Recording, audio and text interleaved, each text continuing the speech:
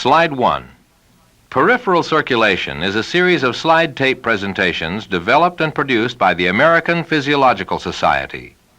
This is Exchange 2, Filtration and Absorption of Fluids. Content experts, Dr. Paul C. Johnson and Dr. Brian R. Duling. 2. This is the 5th program in the Peripheral Circulation series. The other programs in the series present discussions of hemodynamics, the arterial and venous systems, and the local and neural mechanisms that control systemic circulatory function. Please note that a printed study guide accompanies this program. It contains the full program text and references for additional study. 3. In Exchange 1, the capillaries and solute diffusion, we discussed the anatomy of the terminal vessels of the microcirculation. 4. We described the endothelial histology of capillaries relevant to diffusion and micropinocytosis and the anatomical and structural determinants of the transcapillary diffusion rate as expressed in Fick's law of diffusion. 5. In this program, we discussed the manner in which fluid moves across capillary walls, the forces that cause fluid movement, and the relationships between these forces and membrane structure that determine the rate of fluid movement across capillary walls. 6. Your first objective is to be able to describe the manner in which water moves across the capillary wall. 7. Since water molecules cannot move through the lipid portion of endothelial cells, water movement into or out of capillaries can occur only through openings in the capillary wall. Recall from our discussion of endothelial histology that there are several types of aqueous channels, generally referred to as pores, through the capillary wall. They include intercellular spaces, fused micropinocytotic vesicles, and very small pores that penetrate the endothelial cell membrane itself. 8. The very small pores in the endothelial membrane allow water molecules to diffuse into and out of the cell's cytoplasm. That is, since these pores are only slightly larger than water molecules, which have a radius of 1.5 angstroms, the molecules must move individually through the cell membrane and across the cell. 9. In channels large enough for several molecules to travel abreast, such as intercellular spaces, bulk flow is possible. The factors governing bulk flow are the same factors that govern fluid flowing through a tube, which were described in the program on hemodynamics. Recall that one of the major factors is the radius of the channel. 10. As pore size increases, fluid flow through the channel increases with the fourth power of the radius. A slight increase in pore size, therefore, has a dramatic effect on fluid movement.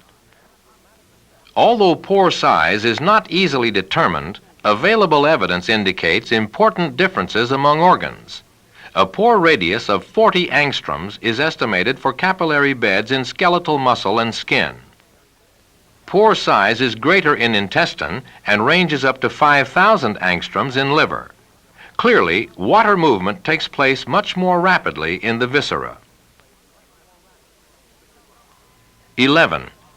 To summarize, since the water molecule has a radius of 1.5 angstroms, diffusive transport of water is of primary importance where pore radii are below 5 angstroms.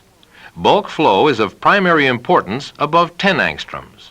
Since the pore radius of most capillary beds is greater than 10 angstroms, bulk flow is the predominant process responsible for the transport of water across the capillary wall. 12. You should recognize that since small solute molecules such as oxygen, glucose, and sodium are dissolved in the fluid subject to filtration, fluid filtering out of the capillary contains all of the low molecular weight solutes of the plasma in plasma-like concentrations. This process is called solute drag. Since protein molecules are generally larger than the pores, however, little protein can accompany the filtered fluid. 13. Bear in mind that filtered fluid can carry only a small fraction of the solutes that must move in order to sustain tissue function. Diffusion is the principal means of exchanging nutrients and waste products between blood and tissue. 14. What is the principal means by which water moves across the capillary wall? Please stop the tape while you answer these questions and those that follow throughout the program. 15. Water moves primarily by bulk flow. Diffusion is relatively less important. 16.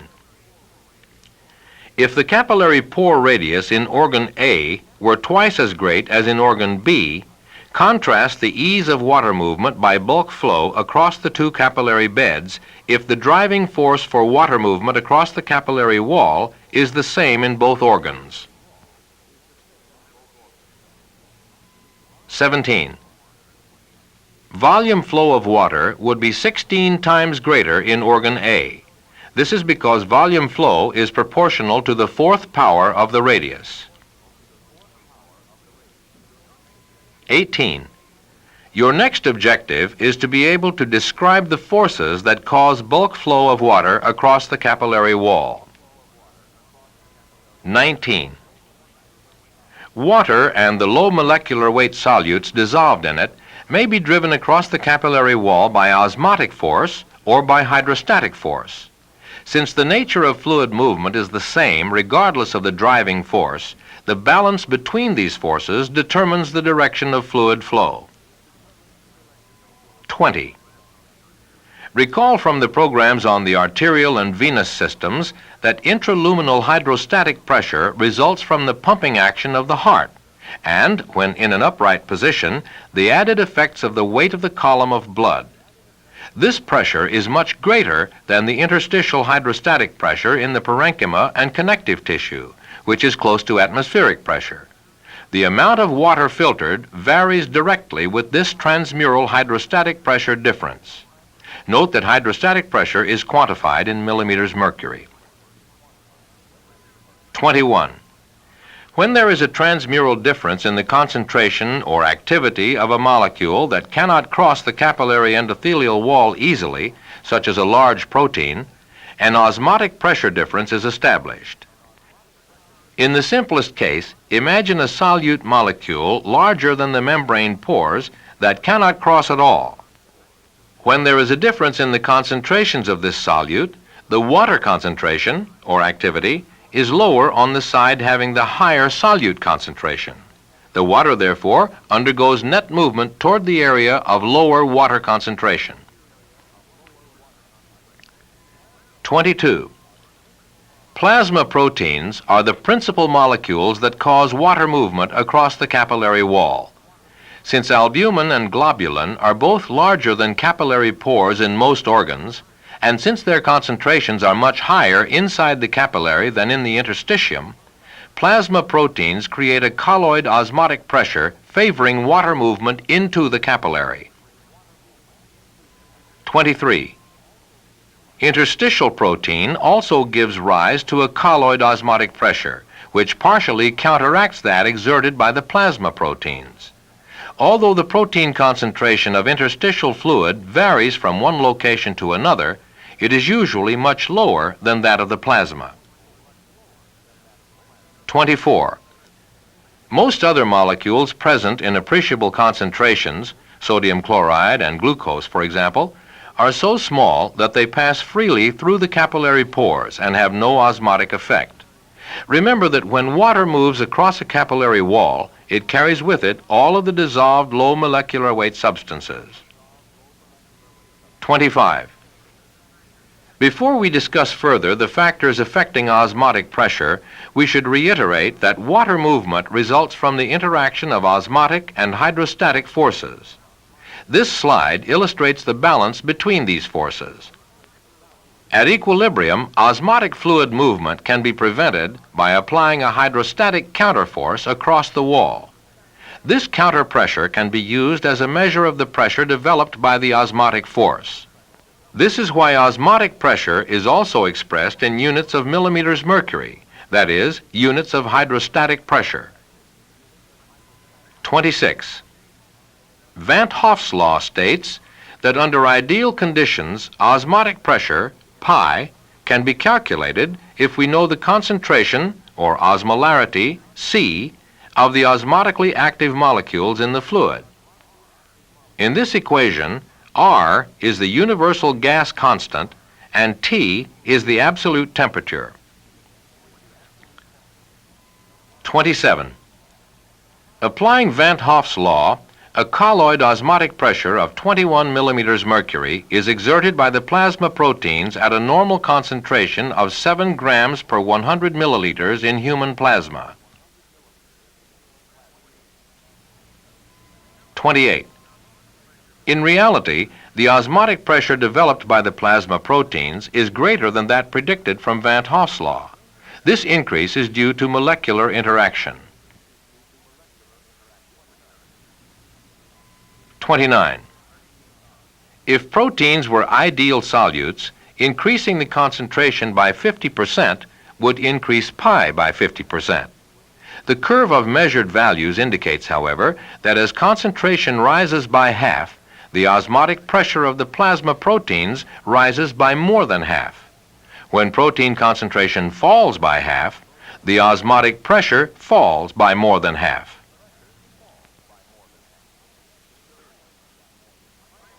30. Finally, the capillary endothelium in most tissues is not totally impermeable to proteins.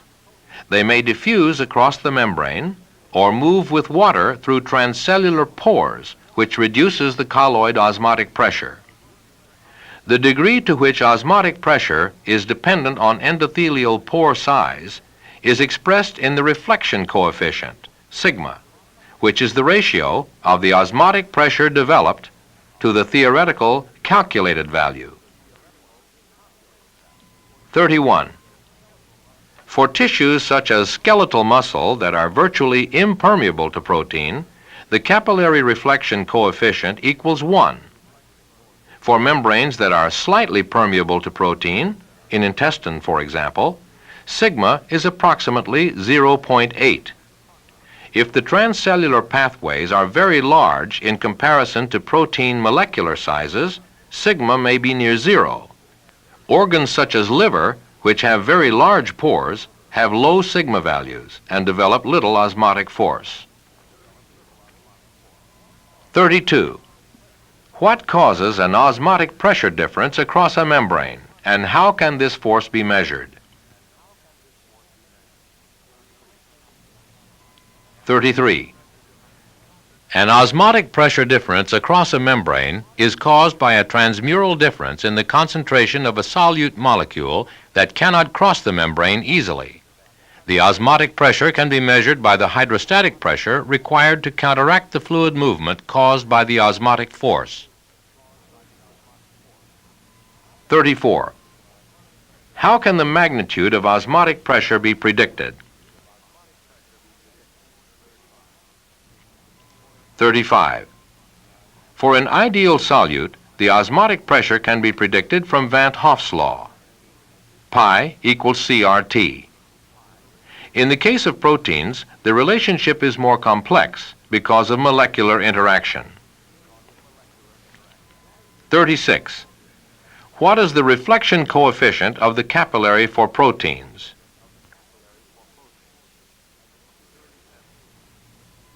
37.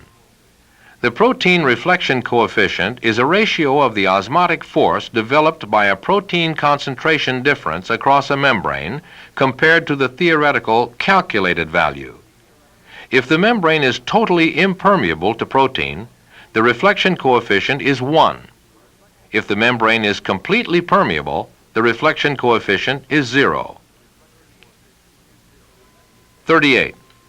Your next objective is to be able to summarize the relationships among the factors that determine the rate of fluid movement across the capillary wall.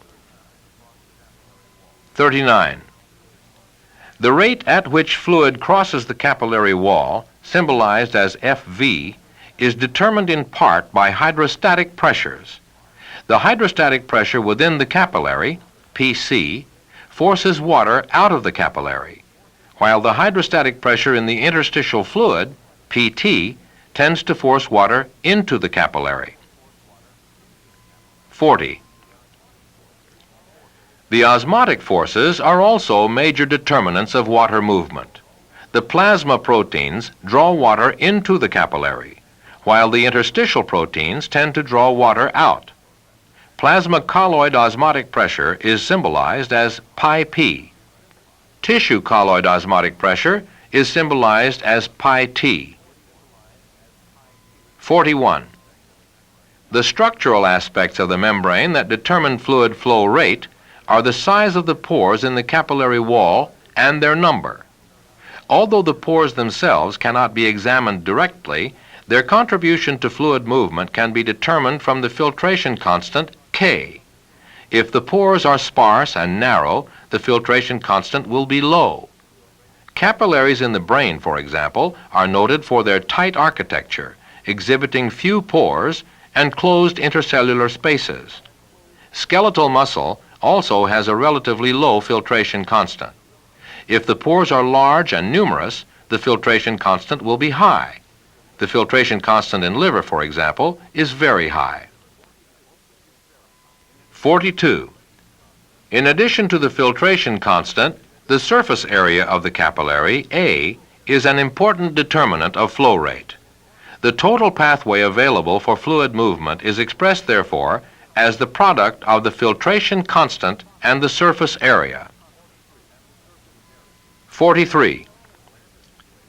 The Starling-Landis equation consolidates all of the factors that determine the rate of fluid movement across the capillary wall. Ka is the available pathway. The difference between Pc, the capillary hydrostatic pressure, and Pt, the tissue hydrostatic pressure, is the net transmural hydrostatic pressure difference.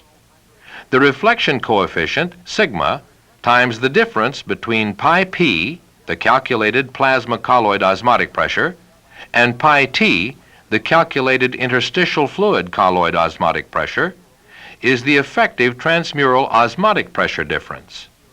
In the following slides, we apply this equation to the capillary, noting that some of the factors change along the length of the capillary, while others do not.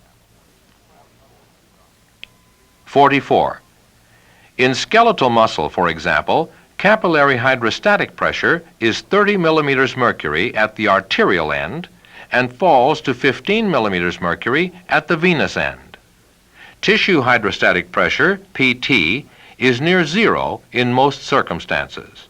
The hydrostatic pressure difference, therefore, favors outward filtration of fluid. 45.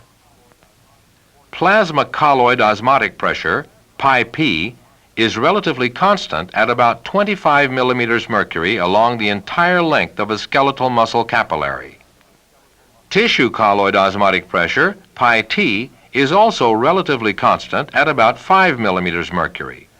Since the reflection coefficient is close to 1 in skeletal muscle capillaries, the osmotic forces are fully exerted across the capillary wall, resulting in a transmural osmotic pressure difference of about 20 millimeters mercury, favoring reabsorption of fluids into the capillary.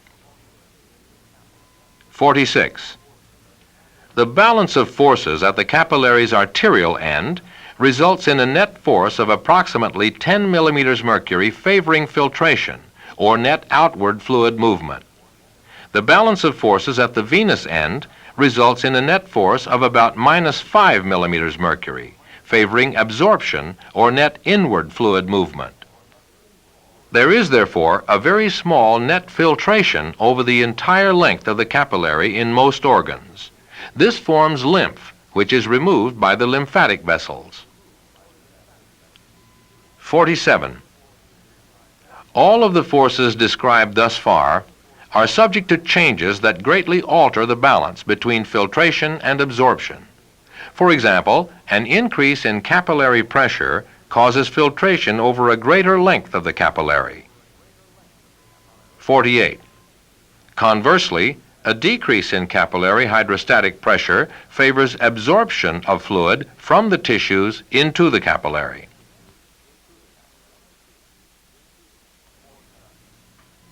49. Any decrease in plasma colloid osmotic pressure, pi p, reduces the forces favoring absorption. The colloid osmotic pressure difference across the capillary can decrease during injury or inflammation as proteins leak out of damaged vessels into the surrounding tissues. Injury to the capillary vessels would also reduce the reflection coefficient of the wall, decreasing the effective colloid osmotic pressure. 50. Which forces in the capillary favor filtration? Which favor fluid absorption into the blood?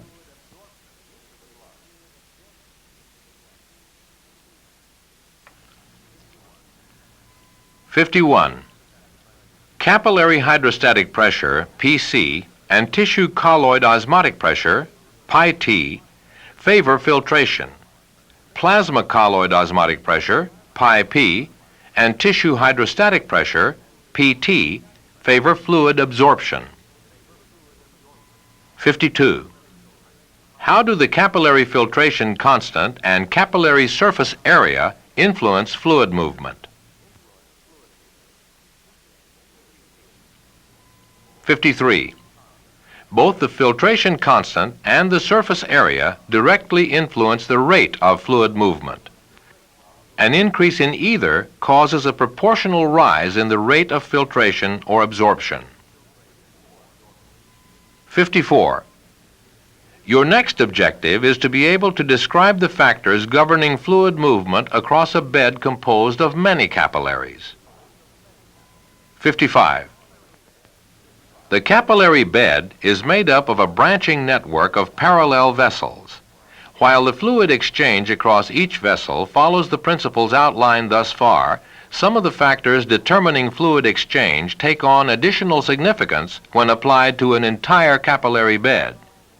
In terms of the Starling-Landis relationship, the two most variable factors are the surface area, A, and the capillary hydrostatic pressure, Pc. 56. Changes in the number of perfused capillaries alter the surface area available for filtration. Blood flow can be diverted away from many capillaries by contraction of the vessels upstream. In some beds, a terminal arteriole that supplies a number of capillaries may contract sufficiently to stop flow. In other beds, individual precapillary sphincters at the capillary entrance may contract to cause flow stoppage. Thus, capillary surface area can be modulated by changes in the resistance vessels. 57. Among the pressures that influence fluid exchange, capillary hydrostatic pressure, Pc, is probably the factor that changes most readily. Capillary pressure depends upon three factors: flow, Q, venous resistance, RV, and venous pressure, PV. Provided that flow remains constant, an increase in venous resistance or venous pressure raises capillary pressure. An increase in flow also raises capillary pressure, provided venous resistance and venous pressure do not change. Recall that blood flow depends principally on arterial pressure and arteriolar resistance. Thus, capillary pressure is in turn dependent upon these factors. 58. For a given capillary bed, the filtration constant, K, does not normally change. The tissue hydrostatic pressure, Pt, is usually near zero and does not vary appreciably under normal circumstances. The reflection coefficient, sigma, is usually constant but can decrease during injury or inflammation. The plasma colloid osmotic pressure, pi p, is constant under normal conditions but falls in disease states. And finally, tissue colloid osmotic pressure, pi t, may vary from 0 to 10 millimeters mercury, depending on the amount of water in interstitial spaces. The lower values would be expected in cases of edema, in which the tissues are swamped with water filtered from plasma. 59. Name the two factors in the Starling-Landis relationship that can change readily under physiological conditions.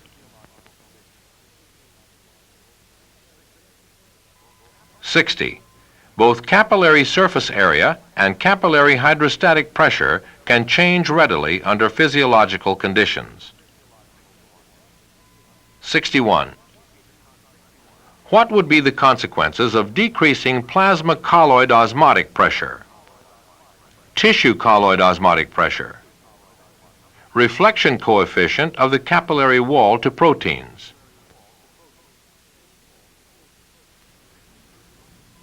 62. Reducing pi p favors filtration. Reducing pi t favors reabsorption. Reducing the reflection coefficient would decrease the effective colloid osmotic pressure across the capillary wall, favoring filtration. 63. This concludes the presentation of Exchange 2, Filtration and Absorption of Fluids. We have discussed the manner in which fluid moves across capillary walls, the forces that cause fluid movement, and the relationships between these forces and membrane structure that determine the rate of fluid movement across capillary walls. To review these concepts and for a list of additional readings, please refer to your study guide. 64. In the next program in this series, Local Control 1, Myogenic Mechanisms, we introduce the mechanisms contained wholly within tissues and organs that maintain the blood flow necessary to meet the needs of the tissues and enable them to carry out their functions. We also discuss in detail the functional and mechanical characteristics of vascular smooth muscle and describe its response to distension. 65. This program is part of the Peripheral Circulation series. It was developed and produced by the American Physiological Society. Copyright 1981.